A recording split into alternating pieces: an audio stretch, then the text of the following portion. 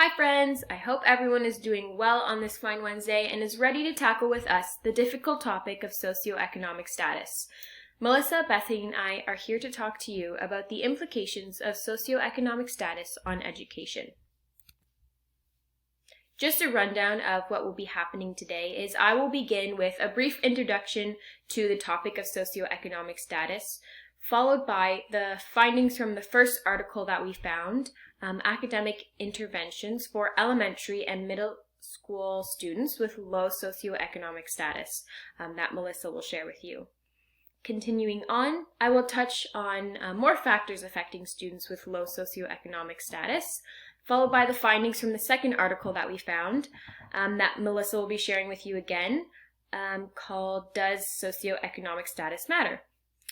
Bethany will finish off with important questions and issues that came out of the two articles, and then we will make some concluding remarks.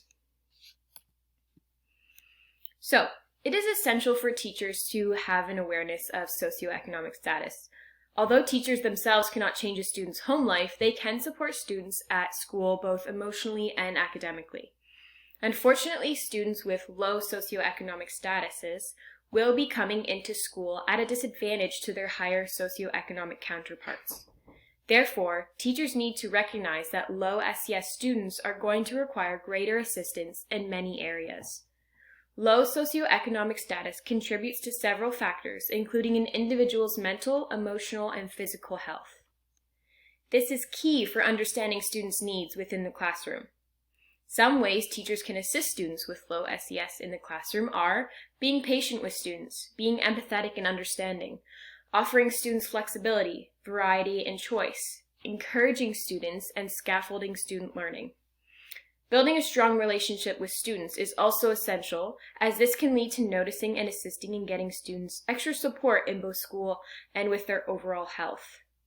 I think it is important to note that although this is especially important for those at a greater risk, like students with a low socioeconomic status, these practices are essential in assisting all students within the classroom, as these are important characteristics of a caring teacher.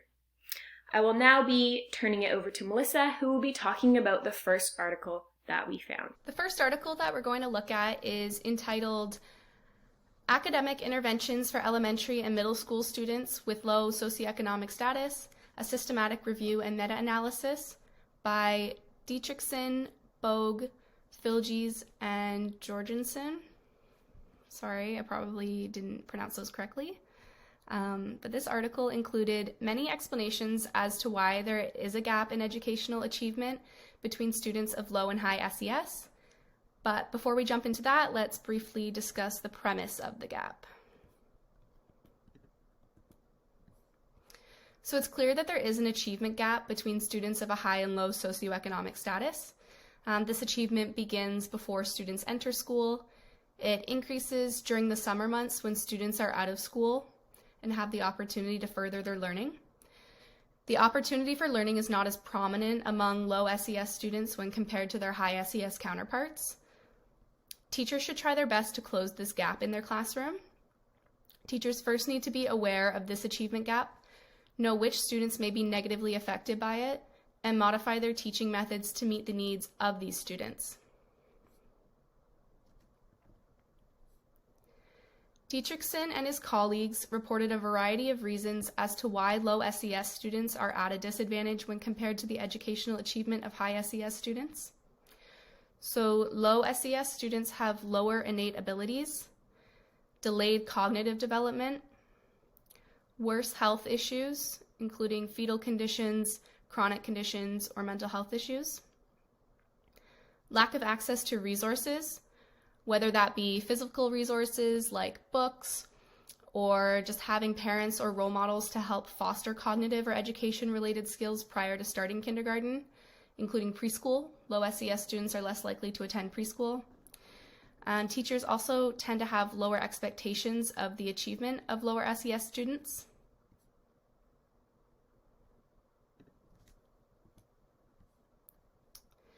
Dietrichson and his colleagues sought to establish what types of interventions might be effective in helping close or reduce the achievement gap.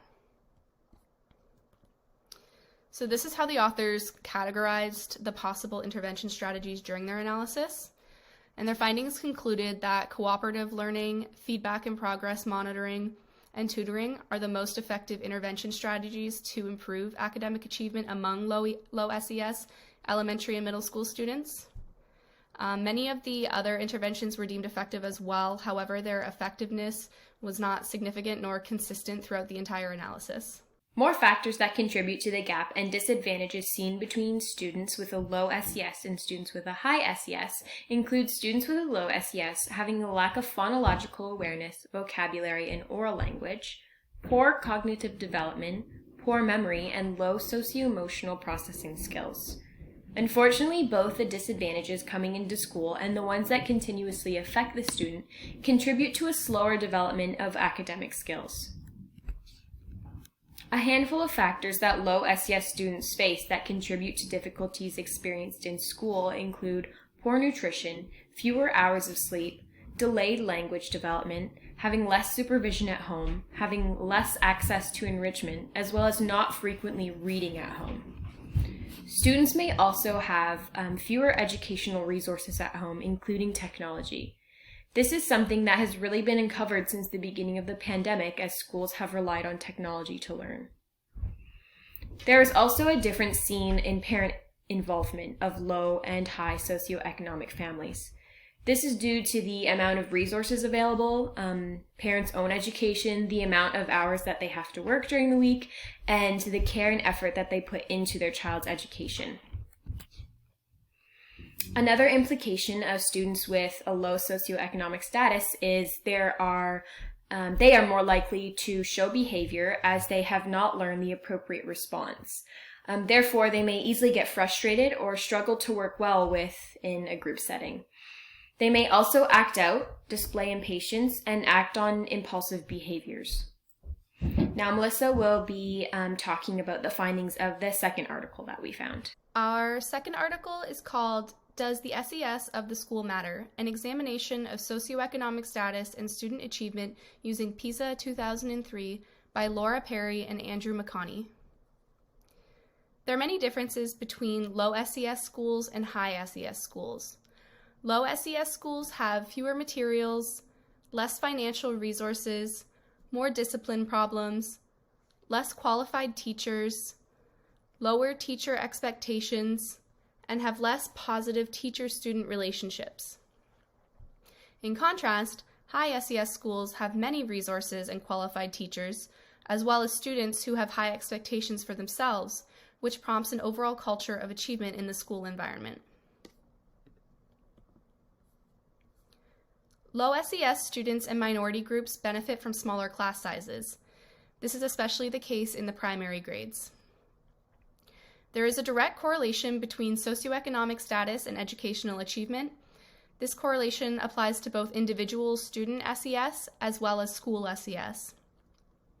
Large groupings of either high SES students or low SES students in schools contribute to an overall higher or lower educational outcome.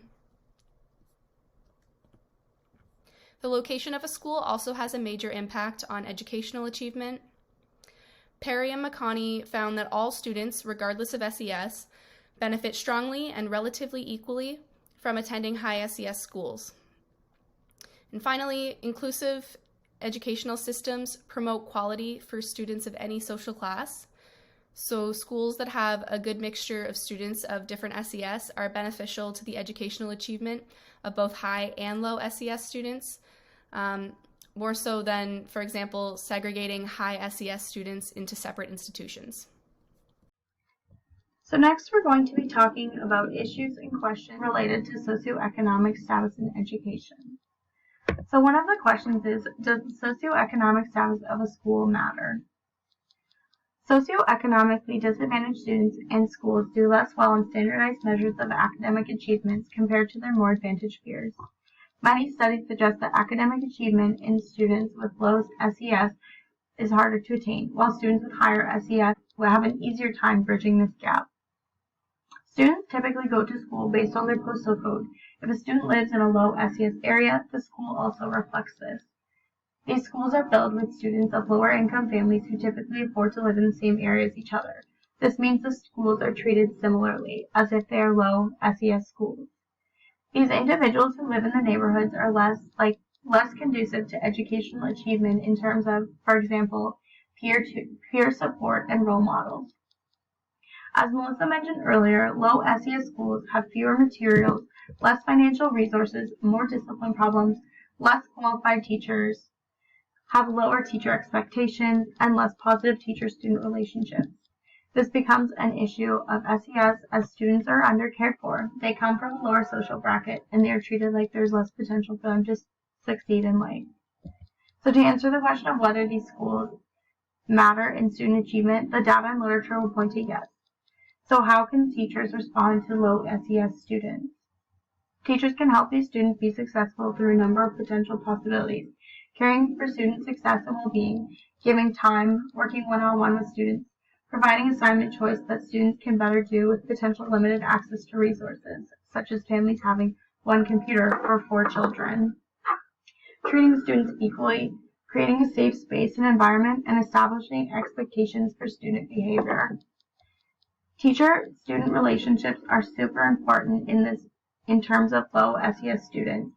They know that they come from a lower socioeconomic status and potentially in poverty. If they see students caring for their education, they will become more confident and also start to believe that they can achieve more.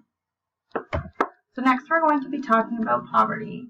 So in Canada, 1 in 5 children live in poverty. The rate for Indigenous children is closer to 1 in 2. With this, it is clear that this is one of the largest issues when looking at socioeconomic status in education. When looking at these, Woolfolk mentions the rate of child poverty in Canada is higher than the rate for the general population and higher rate than elderly Canadians, meaning that tax and social policies are not making children their priority. Children who are poor are also at least twice as likely as children who are not to be kept back in school. The longer they live in poverty, the stronger the impact on their student achievement. When students live in poverty, they can be subject to many things: hunger, neglect, homelessness, abuse, being tired, and this is just to list a few. All of these are going to impact their day and how they function during the school day. Family environments are also different between low and high SES children.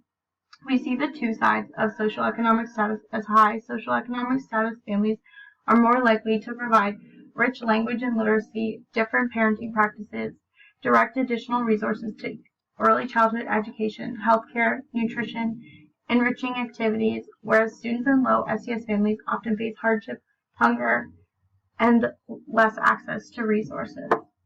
Students in poverty also find themselves with low expectations and self-esteem. This can be as simple as just the fact that they are wearing old clothes, having books and activities that will expose them to students. Many of them live in shame and become reserved, or the opposite. They act out and become violent. So what can teachers do to help? Understanding poverty and its impact on social economic status, it is clear that there are so many issues and that teachers have a first-hand look into student behavior. They see students for 8 months a year for many hours a day. Observation is important in recognizing the impacts of poverty on each student's learning. Looking at Maslow's hierarchy of needs, we see at the bottom of the pyramid is physiological needs. These are the basic needs, including water, warmth, food, and rest. Teachers observe when these needs are being met and when they're not. Creating good teacher-student relationships is also important when working with students of different social economic statuses, so they can have conversations and learn how to best support these students. They also can look for programs that are offered in the communities that can either be parenting programs, student enrichment programs, or community programs that will help them put the education of students first. So now we'll take a look at cognitive development. Students living in poverty are more likely to face stress, which can lead to absence, decreased attention, problems with memory, as well as reduction in the growth of brain cells. If this happens early in their childhood, it can impact their cognitive development. The gap between high SES and lower SES students starts prior to learning. It starts before they even enter kindergarten. So do schools contribute to or mitigate the gap of student achievement between low SES and high SES students?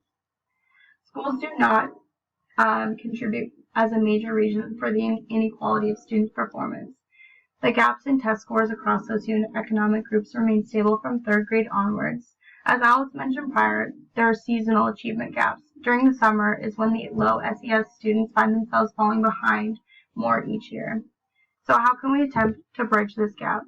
Teachers need to recognize that the gap occurs within the classroom between students of high and low socioeconomic status and try their best to work towards closing it. This can be done by teaching with social needs in mind, being inclusive, challenging students, and involving parents in their children's education to promote support from and at home. Encouraging and modeling inclusive behavior is also very important as a teacher. Students need to feel welcome, especially those that are insecure and already unsure about a large school environment. This will not only help with low SES social skills, but promote a positive work environment for issues outside of socioeconomic status. So concluding this, we believe it's imperative for educators to be aware of and understand these findings to better suit teaching for low socioeconomic students. This is a list of some additional resources that can help teachers understand how to work with low socioeconomic students, as well as different ways we see poverty in the classroom and how to kind of just move forward with that. And here is a list of our references, and thank you so much for watching our video on socioeconomic status.